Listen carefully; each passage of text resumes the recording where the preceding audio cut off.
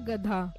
एक वक्त की बात है, बादल नगर गांव में एक लड़का रहता था जिसके पास एक गधा था। वो अपने गधे से बहुत प्यार करता था और उसका बहुत ख्याल करता था। गांव में एक घास बेचने वाला था और वो लड़का उससे ही अपने गधे के लिए घास लेता था। भाईजान, मेरा गधा बहुत भूखा है, 5 किलो घास दे दो। मेरा गधा घास खाएगा तो ही उसे सांस आएगा। बहुत कमजोर हो गया है मेरा गधा घास खाए बगैर। बिट्टू, अभी तुम परसों तो 10 किलो घास लेकर गए थे, पहले उसके पैसे दो, फिर तुम्हें आगे घास मिलेगा। भाईजान, आपके सारे पैसे दे दूंगा। देख लेना, मेरा गधा लोगों के सामान उठाने लग जाएगा तो मेरे पास पैसों की भरमार हो जाएगी। जब पैसों की भरमार हो जाए ना तो मेरे पास आ जाए मेरा वीर, पिछले पैसे देकर आगे के लिए घास ले जाए। बिट्टू ये सुनकर वो आदमी अब बगैर पैसों के घास नहीं देगा, बहुत उदास हो जाता है और वो वहाँ से चला जाता है। बड़ा आया उधार घास मांगने वाला, जेब में धेला नहीं होता और मुंह उठाकर घास लेने आ जाता है। बिट्टू जब घर आता है तो उसके गधे ने बहुत सारा गोबर किया होता है। ये क्या अम्मी जान, मेरे गधे ने गोबर कैसे कर दिया है? इसने तो घास भी नहीं खाई, फिर कैसे इसने बढ़ बढ़ के गोबर कर दिया मेरी जमीन के ऊपर?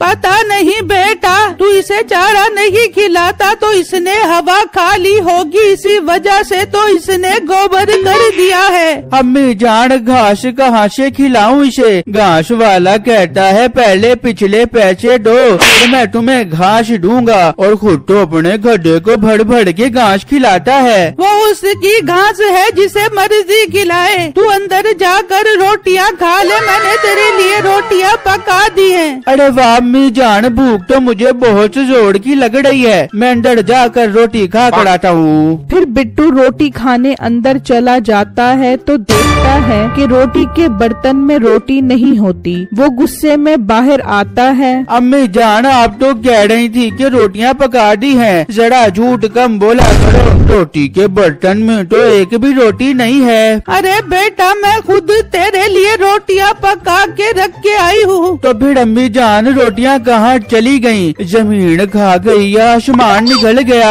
आए, मैं मर गई लगता है। तेरी रोटियां ये मनहूस गधा खा गया है, तभी तो इतना भर भर के गोबर किया है इसने। हाँ अम्मी जान, मैं भी कहूँ कि इसने घास तो खाई नहीं, फिर गोबर कहाँ से कर दिया है? अब समझ आई कि ये मेरी सारी रोटियां रगड़ गया है। चलो कोई बात नहीं, इसने रोटी खाई या मैंने रोटी खाई, बात तो बराबर है। अच्छा अम्मी जान, मुझे सेठ साहब ने अपने पास बुलाया है, कोई जरूरी काम है, मैं उनके पास जा रहा हूँ। फिर बिट्टू घर से निकलता है और सेठ साहब के पास पहुँच जाता है। बहुत अच्छा किया बिट्टू जो तुम आ गए, आज हमने तुमसे बहुत जरूरी बात करनी है, क्योंकि तुम बहुत ईमानदार हो, मैंने तुम्हें इसलिए ही बुलाया है। जी जी सेठ साहब, आपका हुक्म भी सुनूंगा और एक अर्जी भी करूँगा। कौन सी अर्जी बिट्टू? सेठ साहब, मेरा गधा बहुत भूखा है, 3 दिन से कुछ नहीं खाया उसने, आज तो गुस्से की वजह से मेरी रोटियां भी लपेट गया है। ओहो, ये तो बहुत दुख की बात है। जी जी सेठ साहब, बस आप मुझे कुछ पैसे उधार दे दें ताकि मैं अपने गधे को घास खिला सकूं। हाँ हाँ बिट्टू, मैं तुम्हें जरूर पैसे दूंगा। अब मेरी बात गौर से सुनो, मेरे पास एक बहुत नायाब मूर्ति है जो हमारे बड़ों की निशानी है, लेकिन अब वो हमारे घर में महफूज नहीं है। तुम कुछ दिनों के लिए वो मूर्ति अपने घर संभाल कर रख लो,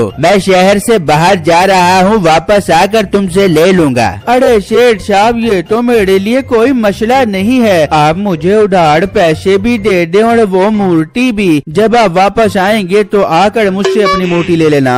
फिर वो सेठ बिट्टू को पैसे और वो मूर्ति दे देता है। शुक्र है पैसे मिल गए, अब मैं घास लेता हुआ ही घर जाता हूँ। फिर बिट्टू उस मूर्ति समेत उस घास वाले के पास आ जाता है। भाई जान, ये पकड़ो अपने पैसे, पिछले वाले भी और अब वाले भी, और मुझे घास दे दो। अरे वाह, बहुत अमीर हो गए हो तुम। और ये तुम्हारे हाथ में क्या है? ये सेठ साहब ने अपनी मूर्ति मेरे पास अमानत रखवाई है, मैं इसे अपने साथ घर लेकर जा रहा हूँ, फिर जब सेठ साहब वापस आएंगे तो उनको वापस दे दूंगा। हाँ, लोग तो तुम्हारे पास अमानतें रखवाते हैं, तुम ईमानदार जो बहुत हो। जी भाई जान, ऐसा ही है, अब आप मुझे जल्दी से घास दे दो। फिर बिट्टू उससे अपने गधे के लिए घास लेकर चला जाता है। अरे वाह, सोने की मूर्ति, मैं क्या घास बेचकर थोड़े थोड़े पैसे कमाता हूँ। इसकी मूर्ति उठा लेता हूँ, इसे बेचकर तो मेरे पास बहुत पैसा आ जाएगा। बिट्टू घर आकर वो मूर्ति अलमारी में रख कर सो जाता है और वहाँ मीठा वो मूर्ति चोरी करने के लिए निकलता है और बिट्टू के घर आ जाता है और उसके कमरे से वो मूर्ति चोरी करके अपने घर आ जाता है और अपनी बीवी को बताता है। वो भी बहुत खुश होती है। अरे वाह मीठे, मैंने ऐसे तुझे खुदा से नहीं मांगा था, तेरी चोरी वाली आदतों की वजह से मांगा था। तू कैसे चोरी चोरी मुझे खिड़की से देखता था और जब मेरा डंडा लेके आता था तो तू दुम दबा के भाग जाता था। हाँ हाँ बेगम, मुझे याद है। अब पुरानी बातें याद करने का वक्त नहीं, बल्कि ये मूर्ति एंजॉय करने का वक्त है। Let's celebrate the murti party. फिर वो दोनों मूर्ति को अपने कमरे में रख देते हैं और इस तरह कई दिन गुजर जाते हैं और वो सेठ मूर्ति लेने बिट्टू के घर आ जाता है। ले आओ बिट्टू, मेरी मूर्ति, मैं वापस आ गया हूँ। जी जी सेठ साहब, मैं भी लेकर आता हूँ। फिर जब बिट्टू अंदर आकर देखता है तो वहाँ मूर्ति नहीं होती। बिट्टू बहुत परेशान हो जाता है और सेठ साहब को आकर बताता है। ये तुम क्या बकवास कर रहे हो? मैंने तुम्हारे पास अमानत रखवाई थी और तुमने मेरी मूर्ति गुम कर दी। मुझे मेरी मूर्ति चाहिए कल शाम तक, वरना मैं पुलिस को तुम्हारे घर लेकर आ जाऊंगा और तुझे और तेरी माँ को पुलिस के हवाले करवा दूंगा। सेठ ये कहकर वहाँ से चला जाता है और बिट्टू बहुत डर जाता है। बिट्टू को शक होता है कि वो मूर्ति उसका गधा खा गया है। वो उसे डंडे से मारता है। निकल जा मेरे घर से नमक हराम, तूने सेठ साहब की मूर्ति खा ली है। तू गधा नहीं, तू डायन है, निकल जा मेरे घर से।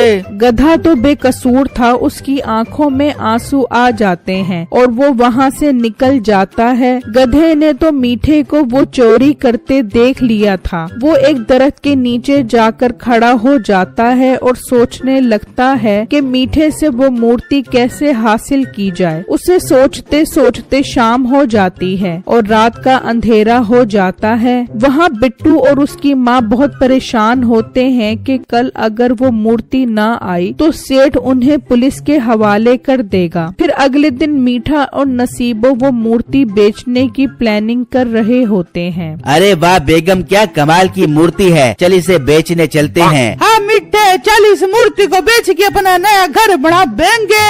वो अभी बातें कर ही रहे होते हैं कि बिट्टू का गधा आ जाता है और उनके हाथ से वो मूर्ति खा जाता है। आए मैं मर गया, ये मनहूस गधा किसका है? मेरी मूर्ति खा गया और बेगम इसके पेट से मूर्ति निकाल। मीठा जैसे ही उसके पेट से वो मूर्ति निकालने की कोशिश करता है वो उसको लात मारता है और वहाँ से चला जाता है। जबकि वहाँ सेठ पुलिस को लेकर बिट्टू के घर आ जाता है। पुलिस इंस्पेक्टर साहब, इन्हें पकड़ लो, इन्होंने मेरी मूर्ति बेच दी है। सेठ साहब, मैंने आपकी मूर्ति नहीं बेची, मैं कसम खाता हूँ। वहाँ मीठा गधे को पकड़ने के चक्रों में उसके पीछे भागता है और वो गधा बिट्टू के पास आ जाता है। अच्छा तो बिट्टू ये तुम्हारा गधा है, ये मेरी दुकान से घास खाकर यहाँ भागकर आ गया है, इसे मेरे हवाले करो। मीठा कह ही रहा होता है कि वो गधा गोबर की जगह वो मूर्ति निकाल देता है तो वहाँ खड़े सब लोग समझ जाते हैं कि मूर्ति मीठे ने ही चोरी की है।